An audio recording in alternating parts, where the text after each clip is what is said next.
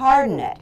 If we didn't, it would sit on the bottom of the bucket and the brain would become deformed, as you would see here, so that it would be compressed in this direction just from the weight of the brain. So that points out one of the purposes of the cerebrospinal fluid is to float the brain inside the calvarium and act as a cushion.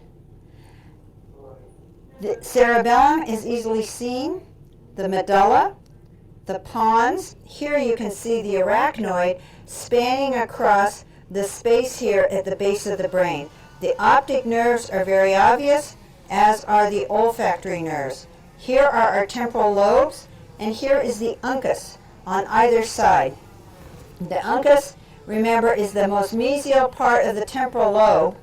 The tentorium that fit in here has been removed, but we can see a slight groove right along here where the tentorium sat.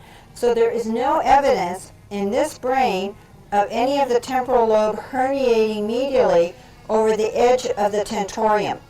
It's a beautiful specimen. Unfortunately, this cancer patient died of complications secondary to a cell transplant. Here you can see how soft and pliable the dura is, and we can look down between the hemispheres and see the corpus callosum. I can also see a bit of the anterior cerebral artery coming over the surface. So this is the interhemispheric fissure.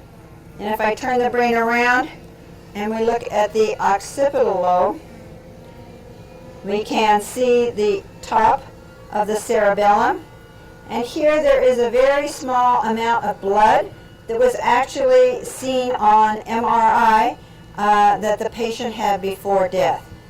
If I let the cerebellum hang down a little bit, you can see the superior surface of the cerebellum.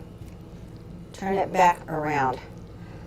So our very delicate and vulnerable brain, with its two vertebral arteries on the medulla, its basilar artery on the pons, it's branching to the posterior cerebral artery right here where you have the cerebral peduncle, and here we have the space here is the interpeduncular cistern, and we can see the two mammillary bodies. The pituitary gland stayed within the body, and here you can see the base of the brain with the optic nerve, the chiasm, and the tract.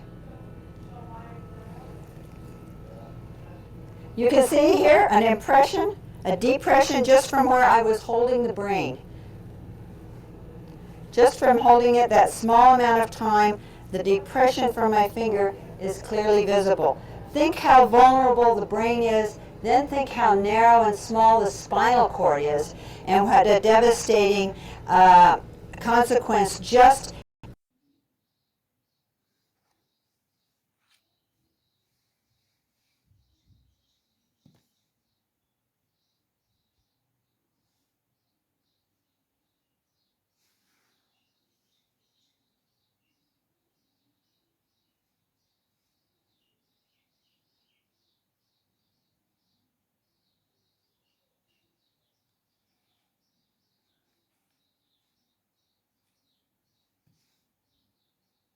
These gyri are nice. There's no big space between them, but neither does it look particularly swollen for a patient of this age.